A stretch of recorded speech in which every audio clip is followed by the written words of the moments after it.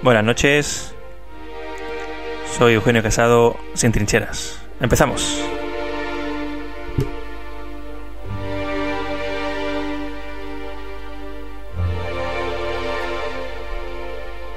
Decía Ramón Sampedro, al que ha citado Marta también, y que es una muestra de coraje extraordinario, que vivir es un derecho, pero no tiene por qué ser una obligación, porque hay determinadas circunstancias vitales, donde hay enfermedades incurables, que provocan grandes padecimientos, en los que efectivamente hace falta una ley adecuada. Eso es lo que estamos proponiendo nuestro grupo hoy aquí. La sociedad, la humanidad, ha reflexionado durante mucho tiempo sobre el sufrimiento, y particularmente también sobre el sufrimiento perpetuo, sobre el sufrimiento infinito, y creo que nuestra sociedad en el siglo XXI tiene la capacidad de afrontarlo de una forma civilizada, rigurosa y con garantías absolutas.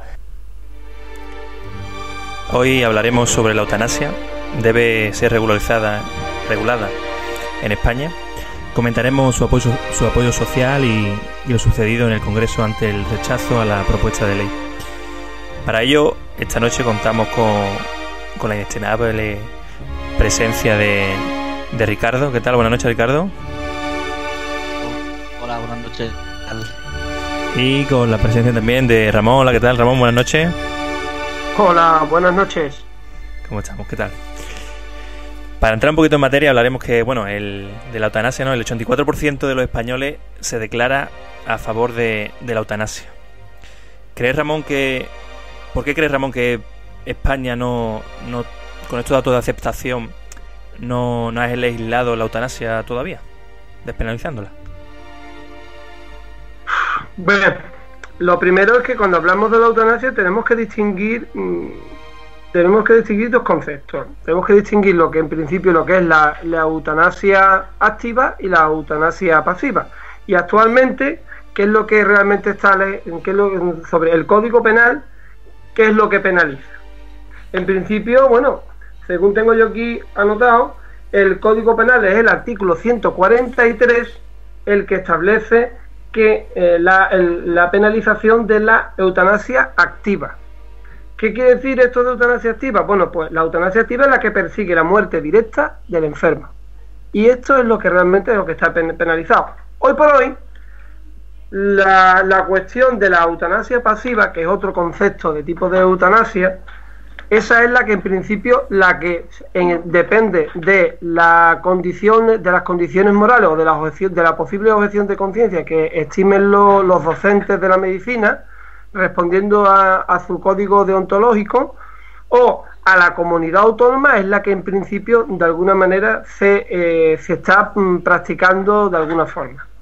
¿En qué podemos diferenciar la una de otra? Bueno, pues la eutanasia pasiva es la que no procura, es la que no hace la no prolongación artificial de la vida con remedios extremos que alargan y que también el sufrimiento y que de no aplicarse se produciría lo que es el fallecimiento. Este tipo de eutanasia es la que en principio se puede practicar, en la que no estaría perseguida como un delito. En principio, bueno, ¿a qué nos podemos referir cuando dicen que el 84% quieren la eutanasia? ¿En base a qué datos? Porque no veo yo que esa estadística a qué responde. Yo no la localizo por ningún sitio. Yo no creo que el 84% de las personas de este país, que volvemos a lo mismo que estuvimos hablando. Pero vamos hablando del dato, o sea, no lo que tú creas, o sea, hay una estadística, ¿no? Yo no lo he visto. Sondeo. Si entras en el Twitter de Cien Trincheras podrás ver el enlace a la noticia, en el que una gran parte de la población española está a favor de la eutanasia, ¿no? Hablaban de cerca del 90%, bueno, más del 90% de los votantes del PSOE están a favor de la eutanasia, el 96% de los votantes de Podemos están a favor de la eutanasia, el 89% de los votantes de Ciudadanos a favor de la eutanasia y un 29% de votantes del PP. Entonces, mi pregunta iba en el sentido, ¿por qué crees que no está despenalizada hoy en día la eutanasia con ese grado de aceptación? Vale, en principio, a ver, ¿a favor de qué tipo de eutanasia están estas personas? ¿A la eutanasia pasiva o la activa? Claro, eso es lo primero que tendríamos que cuestionarnos. Claro, pero tú distingues dos tipos de eutanasia. Ahora hablaremos más en profundidad de la eutanasia pasiva o activa que tú planteas. Pero la eutanasia que estamos hablando no estamos distinguiendo entre activa o pasiva. Estamos distinguiendo entre una vida digna que pueda poner fin a su vida de una forma voluntaria. Claro. Esa es la definición de eutanasia. Bueno, por hoy no puede distinguir, claro, igual que puede distinguir paz positiva, paz negativa. No hablamos de la paz, hablamos de la paz en general, hablamos de la eutanasia en general, no de la eutanasia pasiva o activa. ¿Por qué hoy por hoy, cuando una gran mayoría de la ciudadanía está a favor de la eutanasia, no se legisla? Yo creo que se debería de definir mejor y que se debería de informar mejor, porque no es, volvemos a lo mismo, es que podemos encajetarnos y podemos enredarnos en un laberinto del que no vamos a poder salir. Lo primero que hay que hacer es aclarar conceptos y qué se puede legislar y qué no se puede legislar. Eso en primer lugar, porque vamos a ver, como tú bien dices, vamos a delimitar, vamos a hablar de qué entendemos conceptualmente por eutanasia, porque existen diferentes interpretaciones sobre el alcance y del término de la delimitación conceptual del término eutanasia. No todos lo entendemos así, pero vamos, según la RAE, la definición aceptada jurídicamente, eutanasia es acción y omisión que, para evitar sufrimiento a los pacientes desahuciados, acelera su muerte con su consentimiento o sin él. Es decir, debe recaer sobre aquellos que adolecen grave sufrimiento y se encuentran imposibilitados para poner fin por sí mismos a su propia vida. Ese en principio sería el concepto del término que describe la RAE. Eso en principio. Ahora bien, pero también existen, y eso hay que aclararlo y hay que dejarlo muy claro, existen dos tipos de eutanasia. La eutanasia directa, que consiste en facilitar la muerte para evitar sufrimientos graves e incurables, que puede ser activa o pasiva. Y esto es y aquí es donde están los matices muy importantes, porque la activa es la que provoca la muerte indolora al paciente, como puede ser, por ejemplo, a través de una inyección letal. Y después está la pasiva, pero es que la pasiva sí es legal, ¿eh? La pasiva sí es legal. ¿Por qué? Porque la pasiva lo que hace es que se suspende el tratamiento terapéutico que mantenía con vida al paciente. Depende, bueno, podemos hablar un poquito más en profundidad de eso, pero realmente no es legal en España. Depende de la carta de la, ¿cómo llamarlo? La carta de vida era, ¿cómo era el nombre? Perdona, no recuerdo ahora mismo. Depende el testamento vital. El testamento vital, exactamente. El testamento vital. Ahí es donde está la clave y ahí es donde quería poner yo el acento. Claro, pero el testamento vital debe ser, digamos, promulgado por el enfermo antes de estar enfermo, pudiendo ser administrado ese testamento por alguien que tú elijas, pero por defecto, si ese testamento legal vital no existe, el ente público lo que va a hacer es mantenerte con vida. O sea, el derecho a... Pero bueno, vamos a seguir un poquito el debate. Es que si no hay ninguna... vamos a ver, es que ¿quién tiene el derecho de la vida de uno mismo? Si uno no ha dejado nada por escrito, no ha hecho ninguna disposición legal, si uno no ha realizado su testamento vital, y eso sí es algo que, por eso sí es algo que se debería de promocionar por parte de las instituciones públicas, el hecho, porque todos tenemos muy asumido que debemos dejar nuestro testamento en vida, conforme a nuestros bienes, y cómo es que realizamos un testamento para aquellas designaciones post-mortem y no de nuestra pero en ese momento, aunque no tengas un testamento post-mortem, como tú dices, un testamento ahí está delimitado por la ley que a tu hijo le va a llegar tal porcentaje, aún no diciendo nada, que a tu cónyuge le va a llevar tal porcentaje. Hoy por hoy, el tema de la muerte digna, si tú te estás muriendo, tienes un coma y tú le has dicho a tu hijo que querías que le desenchufaran porque quería morir, el médico te va a decir no, porque no hay nada negro sobre el blanco. Pero bueno, vamos a seguir un poquito más adelante. ¿Tú qué piensas, Ricardo? ¿Crees que es necesaria la regularización más en detalle de la eutanasia? Yo es que creo que está bastante regularizado con lo que estamos comentando del testamento vital. Es decir, la eutanasia pasiva, haciendo este testamento, tú lo puedes dejar regulado. Es decir, tú estás diciendo los tratamientos que quieres tener o no tener, o las prestaciones médicas que das consentimiento a recibir o que no quieres recibir, en caso de no tener conciencia en un momento determinado de esa enfermedad. Y también estás diciendo en este testamento lo que quieres que pase, por ejemplo, una vez fallecido, con tus órganos. Incluso estás diciendo las personas las cuales pueden tener decisión o no sobre ti en ese momento. Por lo cual yo coincido con lo que ha dicho Ramón hace un momento, que lo que se debería es indicar a la gente, que yo creo que es un gran desconocimiento este testamento vital para las personas, de que lo hagan y, llegado el momento, actuar según sus criterios y lo que la persona individualmente ha decidido hacer con su vida en ese momento. Entonces, además es muy fácil los requisitos, pues le he estado echando un vistazo antes del programa y fíjate, para hacer testamento vital, 3 requisitos que yo creo que cumplimos todo el mundo, que es, ser mayor de 18 años, obviamente, antes tienes patria potestad, pero bueno, a partir de los 18 años lo puedes hacer. Que sea una expresión libre, es decir, que nadie te coacciona o te obliga a hacer el testamento, y después tener pleno uso de las facultades mentales, por lo cual con estos 3 requisitos puedes ir a cualquier comunidad autónoma, que también he visto que todas las comunidades autónomas en España han regularizado ya el tema del testamento vital, por lo cual el que no lo hace es porque no quiere. Claro, pero yendo un poquito más allá, ¿no? Porque habláis del testamento vital pensando en aquellas personas que en un momento dado no pueden decidir sobre su cuerpo, sobre su vida, ¿no? Pero creo que lo que va más encaminado en el tema este de la eutanasia, ¿no? Y del poder decidir si tener o no una vida digna, es el hecho de, imaginaos, ¿no? Un enfermo que... Ramón Sampedro, ¿vale? Habéis visto seguramente la película de Mar Adentro, ¿no? Y este hombre que, aun siendo consciente, ¿no? Siendo lúcido, no siendo una quimera para él, ¿no? El hecho de mover un brazo, deseara morir, pero el sistema venía y le decía, no, el Estado le decía, no, tú no eres dueño de tu cuerpo, tú no eres dueño de tu vida. Si tú quieres morirte, no vas a poder hacerlo porque yo no te lo permito. Creo que va más allá, o sea, va en ese sentido el tema de la discusión sobre la eutanasia, ¿no? El hecho de que un enfermo, aun siendo consciente de su vida, quiere acabar con ella, pero el Estado le dice, no, tú no puedes. ¿Creéis que tiene hoy en día los mecanismos para poder disponer de su vida? ¿Ricardo? No, yo creo que en esos casos concretos no está permitido. Estaríamos hablando de la eutanasia activa, como os he explicado, y es que estás hablando de una vida humana. O sea, de esa persona. Sí, pero esa persona a lo mejor está condicionada por su experiencia.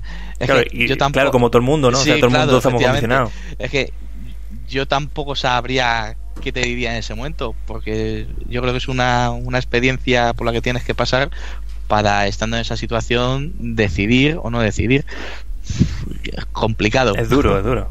¿Qué piensa Ramón? Es que evidentemente cuando se legisla no se puede legislar en base a un caso, concreto, porque los legisladores ni aquí mismo lo estamos diciendo sobre un caso concreto. Estamos hablando de un caso general, de una persona que no puede disponer de su cuerpo. Hay que irse, pero también, también hay que irse a los otros límites, hay que remitirse a los otros límites de las posibilidades que se puedan dar. Por ejemplo. Bien, pongamos otro ejemplo. Imaginemos un chico o una chica, 16 años, ¿vale? Conforme a la ley 41/2000 de 14 de noviembre, esta persona podría ya, en base a esa legislación, puede decidir qué tipo de tratamiento puede o no puede recibir. Sí. Bien. Imaginemos que haya una ley que contemple un tipo de eutanasia activa en base a lo que decida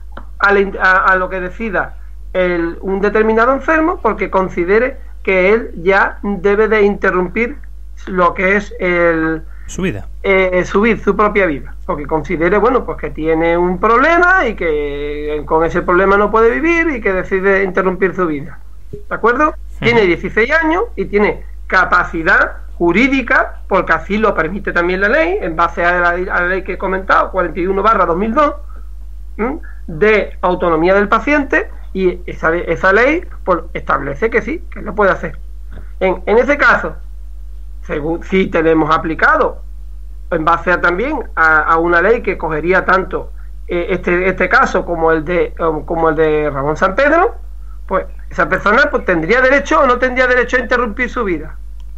No tendría derecho. Supongamos que esta persona está pasando como un adolescente, está en un periodo, digamos que psicológicamente complejo, donde se dan muchísimas transformaciones, y decide que, bueno, pues que en base a ese estado mental transitorio, decide interrumpir su vida. ¿Qué? Pero pero escúchame, no me hagas trampa, Ramón, tampoco. No, eso no es trampa. Me estás haciendo trampa. Eso no es trampa. Me estás haciendo mucha trampa. Verá, tú me has puesto un caso extremo y yo te he puesto. Yo me he ido al otro extremo. No, tú me estás diciendo. No No te estoy poniendo ningún tipo de caso extremo. Tú me estás condicionando la capacidad de raciocinio de una persona a que es de adolescente. Pero es un factor importante. No. Yo te he puesto un ejemplo muy concreto donde hay una cierta. Lo puede ser una persona, puede ser un adolescente, puede ser una persona que, digamos, tenga una patología psicológica similar. Claro, pero como había dicho antes, Ricardo, que una persona tiene que tener sus capacidades mentales bien para poder adherirse al texto vital, al testamento vital, porque esto va a ser de otra forma. Claro, no, pero por ejemplo, me sumo al ejemplo que ha puesto Ramón.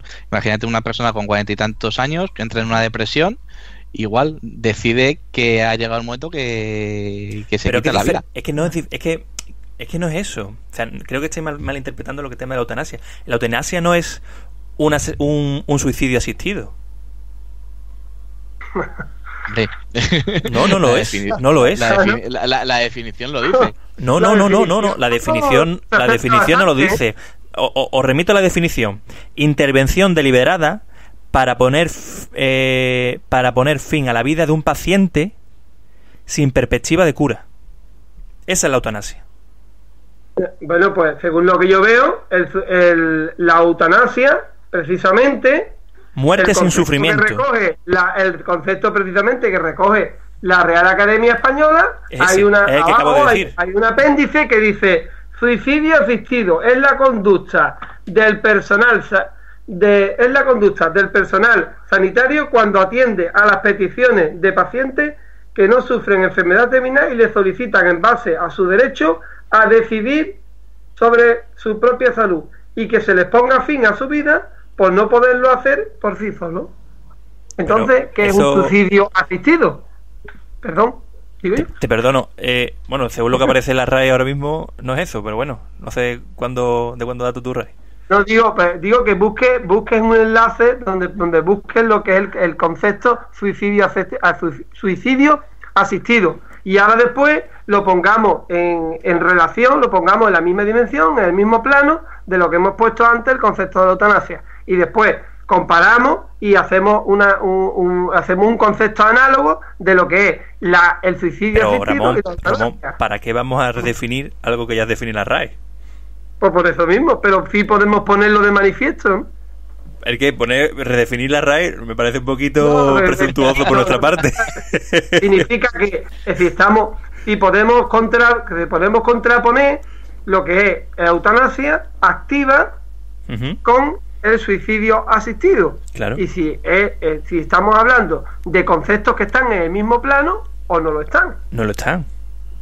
¿No lo están? No lo están. El concepto de eutanasia abarca un matiz que hemos pasado por alto, porque es con permiso o no del paciente. Es decir, o sea, ahí hay otra cuestión. Y otro parámetro aún que también no hemos pasado por alto. Vamos a ver.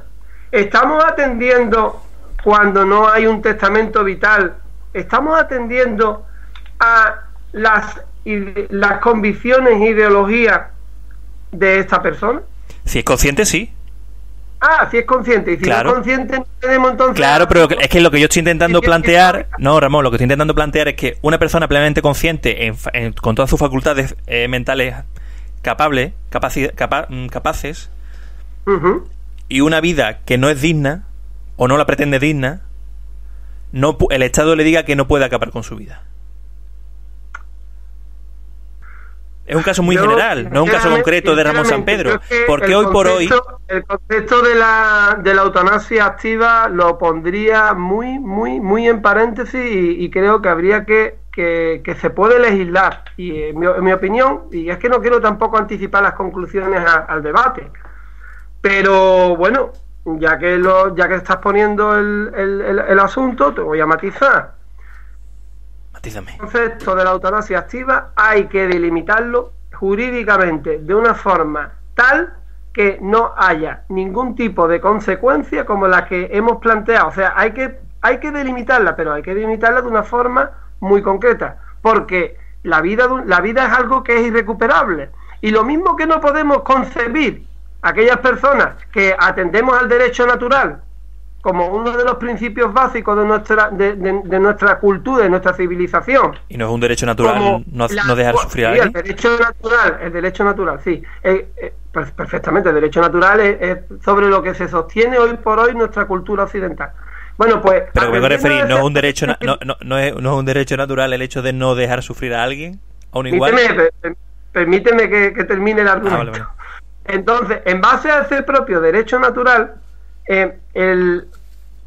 la idea, Néstor, lo que quería introducir es que de lo mismo que no podemos concebir la pena de muerte, no podemos concebir tampoco de la misma forma que una persona, por una causa muy concreta que se le presenten, ella decida que hay que interrumpir la vida y hay que practicarle en principio esa eutanasia activa o ese suicidio concertado.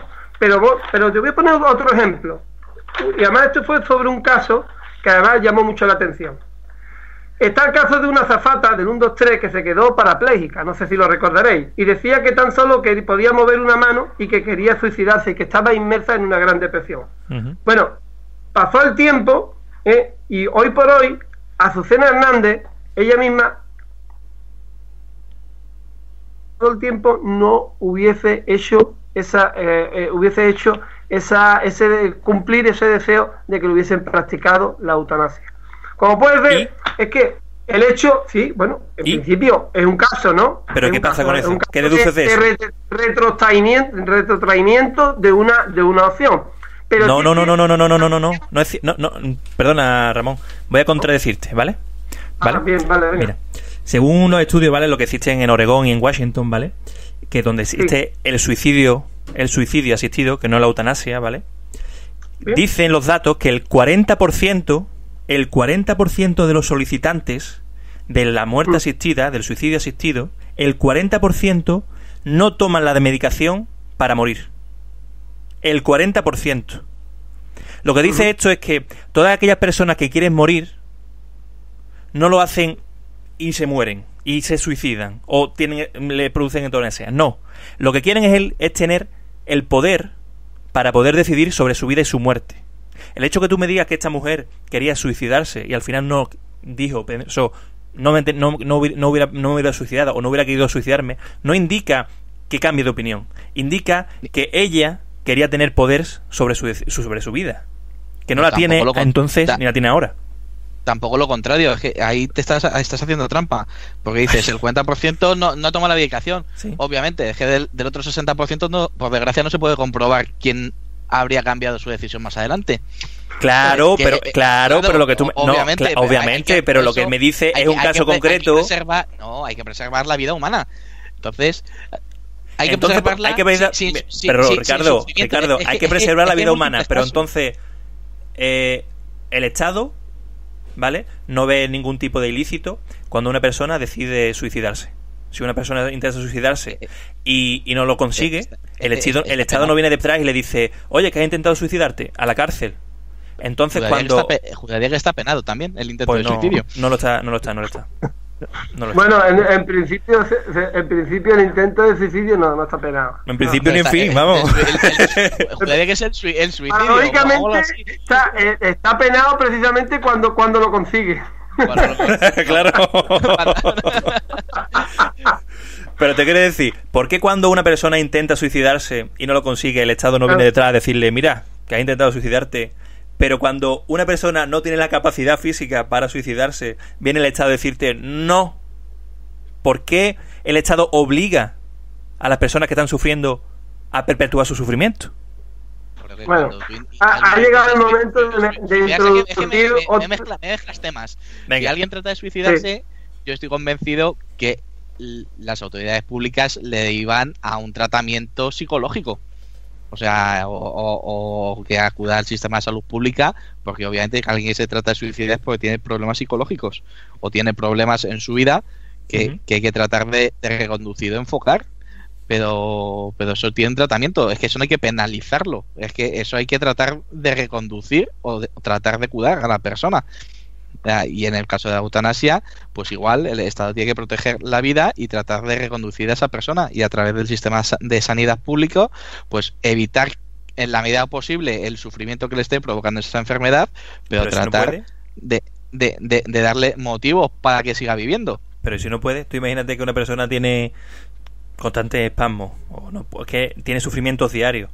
Hablaba, escuchando la intervención de un parlamentario, pone el caso de un hombre que se levantaba todos los días, abría los párpados deseando haberse muerto, porque el abrir los párpados y tener ese sufrimiento es que no podía vivir así. Entonces usted le está diciendo que esa persona no puede parar de sufrir. Pero mira, como es consciente, volvemos al mismo punto de antes, al del testamento vital, porque yo he estado leyendo que tú puedes renunciar a medicamentos e incluso solicitar la anestesia, o que te den un tratamiento para que prácticamente estés, que no sientas nada. O sea, que hay medios, puedes recurrir a formas jurídicas que ya existen. No puede recurrir. Eso es lo que estamos componiendo antes de manifiesto, cuando hablamos de la eutanasia pasiva. No. Creo que está ahí un poquito... No, vamos a ver. Si una persona... Vamos a aclarar conceptos. Pero no, pero Ramón, un segundo. Te estoy hablando de una persona que está sufriendo diariamente, y usted me está hablando del techo vital, del testamento vital. Me lo aprenderé al final. Del testamento vital. Esa persona es consciente. No tiene sentido el testamento vital porque es consciente. El testamento vital entra cuando una persona no puede tomar decisiones. ¿Vale? Esa persona puede tomar decisiones y decide, dentro de su libertad, morir. Es que eso es la cuestión. Entonces el testamento vital no tiene sentido ahí. Porque en principio, vamos a ver, hay una cuestión que es importante. Y esto, sí, ¿no? Vamos a ver. Cuando hablamos, lo primero que tenemos que resolver es que vamos a introducir un par de variables. Lo primero es que lo que no se puede obligar es a un médico o a un docente que no quiera tampoco ir en contra del artículo 15 de la Constitución española, que establece y la propuesta que hecha, pero protege por encima de todo el derecho a la vida. Lo que no está recogido, como tú bien dices, evidentemente es el derecho a la muerte, el derecho a una muerte digna. Bien, pero vamos a ir puntualizando y vamos a ir separando cosas. Pero es que también existe también las variables económicas, que eso todavía no lo hemos tratado, porque ¿qué pasa cuando una persona también tiene hecho o tiene contratado un seguro de vida? Por ejemplo. ¿Qué pasa? Bien. Es que eso no tiene sentido, Ramón. Es muy simple. Te digo lo simple. Vale. No, digo, pero por un poquito adelante, porque es que si no se va el tiempo y es que nos queda como 15 minutos. Sí, bueno, en principio eso es una variable. Después otra, vamos a poner de manifiesto los códigos deontológicos a los que se pueden acoger a su propia objeción de conciencia, sí, que puede solicitar los médicos que estén, claro, que sean funcionarios del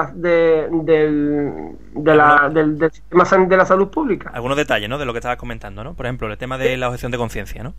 En esta propuesta para poder llevar al Congreso la ley hecha de eutanasia, ¿no?, uno de los puntos era la posibilidad de los médicos de acogerse a esa objeción de conciencia.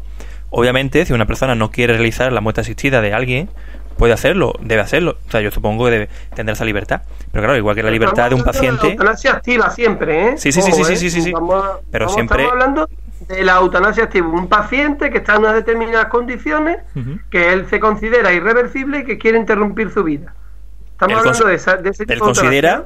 Él considera no, que un médico considera que es irreversible. Oye, evidentemente los diagnósticos los emiten los médicos, pero claro, la decisión digamos, mental, espiritual o personal, sí, pero cuando mencionas ¿no? Ya, pero cuando mencionas que el paciente cree irreversible, no, el médico lo ve irreversible. Pero en base a lo que le dice el médico. Claro. Bueno, también he prescindido de esa frase, pero es que es importante. El médico le da un diagnóstico y el paciente, una vez que conoce ese diagnóstico, decide si es irreversible o no es irreversible. No. El propio médico puede decirte que es irreversible, sabiendo todos los tratamientos posibles que puede tener ese paciente. No, pero si está en una determinada situación, ¿es el médico quien establece el diagnóstico o no? Sí. Pues ya está, eso es lo que he dicho. Ya, pero no solamente es que tú dices que quien decide que es un punto ya irreversible es el paciente, no, es el propio médico. No, yo no exactamente no he dicho eso. Lo que he dicho es que el paciente, una vez que conoce el diagnóstico del médico, es el que decide si quiere o si desea que le practiquen o no la eutanasia activa. Eso. A eso es a lo que me he referido. Vale. Pero ahí también entra una variable, que no todos los diagnósticos siempre aciertan. Hay mucha gente que le dicen que no es curable y ahí se acaba curando de la enfermedad correspondiente. Claro, por lo cual también hay un porcentaje de fallo. La medicina no son como las matemáticas, por desgracia, no es exacta. Entonces también hay que observar. La matemática depende de la exactitud de la matemática, ¿eh? Pero bueno, también introduciría ahí el hecho de que hubiera un tribunal de médicos para estudiar caso a caso, ¿no? O sea, hay que saber una cierta calidad en el tema de esta ley, ¿no? Pero ¿qué os parece, por ejemplo, ¿no? Hablando un poquito más adelante, ¿no? Moviéndonos un poco adelante, que España, bueno, hay países como Holanda, Luxemburgo, Bélgica, Canadá, que legislan ya la eutanasia. ¿Qué os parece que España no la legisle, ¿no? No la trate, ¿no? Esté ahí en ese pelotón de cola que suele estar. Puede que sea todavía un tema tabú, o sea, a lo mejor necesitamos una evolución generacional más para poder abrir ciertos melones. Me parece que solamente es, según tengo yo aquí, que en Europa solo Holanda y en Bélgica han legalizado la práctica sanitaria de la eutanasia. Y en Luxemburgo. Implícitamente tolerada en Suiza. Y estoy hablando aparte también de Luxemburgo y hablo también de Canadá. Que no es Europa, pero... Bueno, sí, claro. Estamos hablando de la Unión Europea, lógicamente, en principio. Digamos que lo que más en principio nos puede... Bueno, sí, en Estados Unidos depende del estado, como tú has dicho, has mencionado el estado de Oregón, que eso sí me consta, y en Canadá, pero en Canadá sí, en Canadá me parece que también, pero de Canadá no tenía exactamente constancia. ¿Y creéis que el hecho de no legalizarlo, ¿no? O tratarlo en España, en Europa no, en España...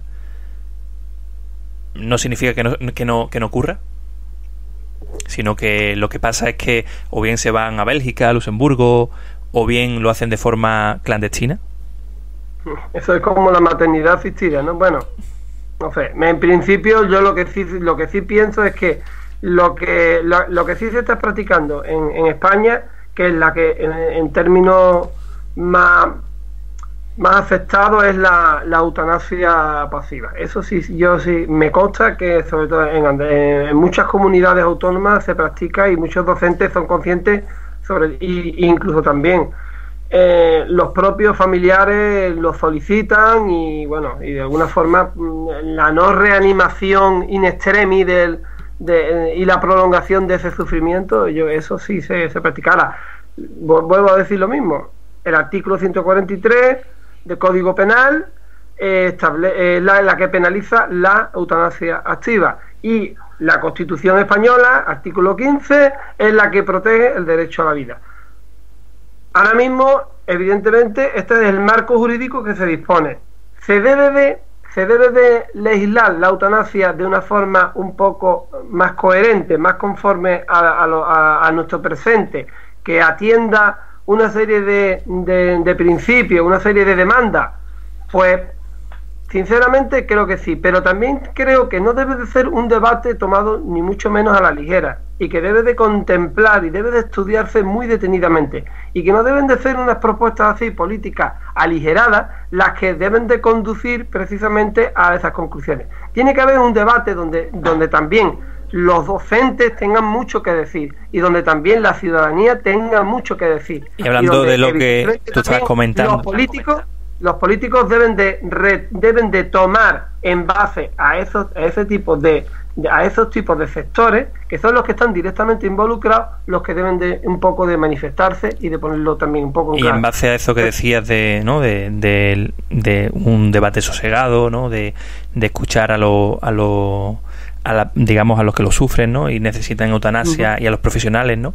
Teniendo en cuenta que esta ley, ¿no? que proponían llevar al Parlamento desde Unidos Podemos, donde habían tratado a las personas que sufren, ¿no? Y quieren disponer de la eutanasia, a profesionales que intentaban ayudar en este sentido, y que pretendían llevar el debate al Congreso, pero lo han rechazado el 75% de los parlamentarios, teniendo en cuenta que más del 80% de los ciudadanos está a favor de la eutanasia. ¿Creéis que realmente los parlamentarios representan a sus ciudadanos, Ricardo?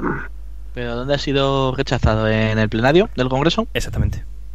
Hombre, es que yo creo que entonces lo que han hecho desde Podemos es saltarse las comisiones directamente, y en vez de abrir una comisión de estudio sobre el tema, que es donde se debe de discutir, si interesa, así, y después, entonces... y después que hay, y de una vez llegada al consenso, es decir, lo que está diciendo Ramón, si vas a sacar una ley en estos términos, habrá que hablar con la gente, habrá que consensuar, habrá que ver las medidas para un lado, para allá, otro, y después ya al plenario.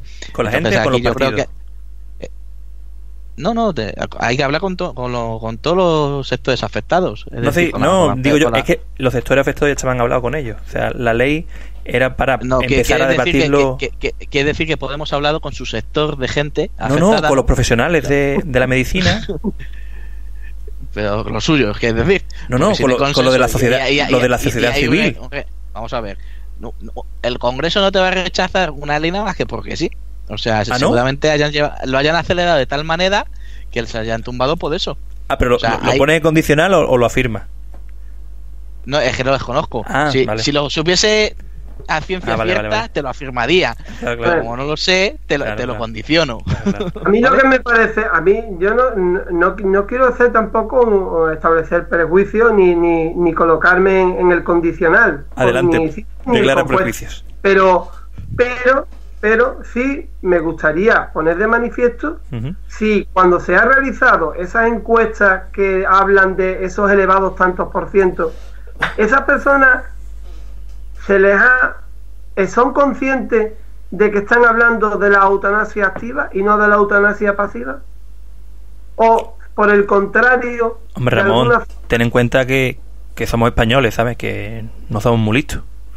Que lo mismo no sabían de lo que le estaban preguntando. Lo mismo se creían que estaban preguntándole por el Barça Madrid. No, vamos a ver. Pero es que depende de las condiciones que realizan la encuesta. Las preguntas muchas veces pueden condicionar o no la respuesta. Para eso tampoco hay que ser muy listos, simplemente hay que picar el anzuelo.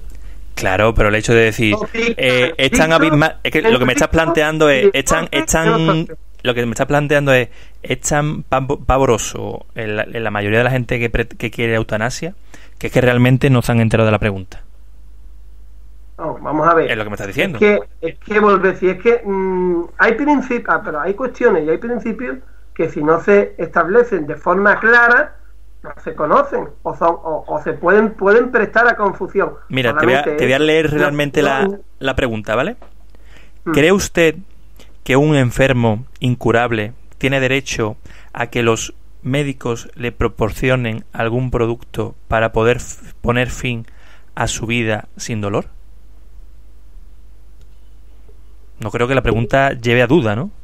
Y esto te lo preguntan en el metro, aquí corriendo, saliendo a trabajar, ¿no? A 5 minutos. A ver, No, lo hicieron solamente... Tú dices, sí, por supuesto, que tú has venga, hecho, claro. Perdona, Es que- una cuestión. ¿A qué responde? Tú mismo acabas de definir un tipo de eutanasia que no se corresponde a la eutanasia activa. Repite la pregunta y verás que en la respuesta está implícito más dirigido a la eutanasia pasiva que activa. Está dirigido, Ramón, a la eutanasia según la definición de la RAE. Intervención deliberada para poner fin a la vida de un paciente sin perspectiva de cura. Pero ¿cómo? Es que es muy importante después definir cuál es el medio y en qué momento se encuentra el paciente, porque no es lo mismo. Está definido en la pregunta, Ramón. En la pregunta está definido que el modo de poner fin a la vida es algún producto para poner fin a la vida sin dolor. Y el momento puntual del enfermo está también definido. Te dice, ¿cree usted que un enfermo incurable, Uh-huh. o sea, no hay duda, tiene derecho a que los médicos le proporcionen algún producto para poner fin a su vida sin dolor? O sea, No, pero es que no hay duda ninguna. a esas personas se le aplica medios paliativos para no prolongar su vida cuando se le aplica la morfina en determinada en la medida que se va aumentando la dosis. Pero es que esa persona no es consciente. Evidentemente que eso conduce a la muerte y además una muerte indolora. Claro, ¿Cierto? pero lo que ¿O no? estamos hablando aquí, tú lo que estás comentando es de temas paliativos.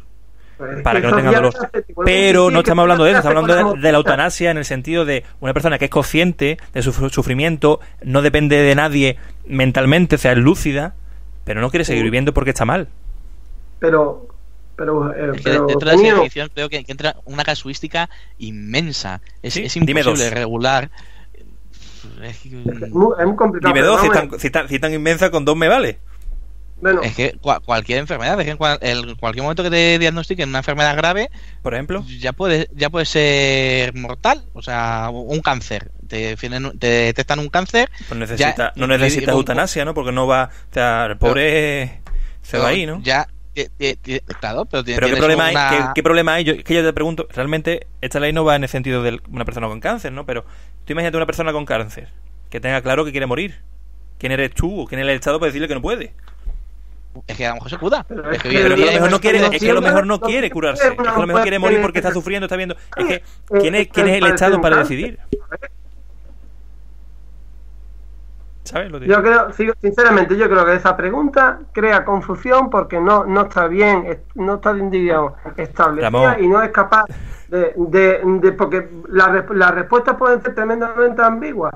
Se puede confundir lo que es una persona que esté parapléjica con una persona que esté en un cáncer terminal cuando a esa persona se le está aplicando perfectamente la eutanasia pasiva y esa persona tiene la muerte le va a llegar absolutamente sin dolor ninguno, pero bueno, pero es que no Pero podemos que tener, meter Ramón, es que tener un cáncer no significa tener una enfermedad incurable, ¿eh? No siempre, ¿no? ¿Eh? Ahí está. Es que, ¿quién, Pero es que la misma pregunta te está diciendo que es una enfermedad incurable. Es que no hay ningún tipo de duda en la pregunta. Otra cosa que no os guste la respuesta, pero es que duda no hay en la pregunta. No sé qué decirte. Sigo pensando de que se presta a cierta ambigüedad, pero bueno. ¿Dónde está la Es una ambigüedad? es mi opinión. Es subjetiva, es la tuya, subjetiva, es la mía, es subjetiva.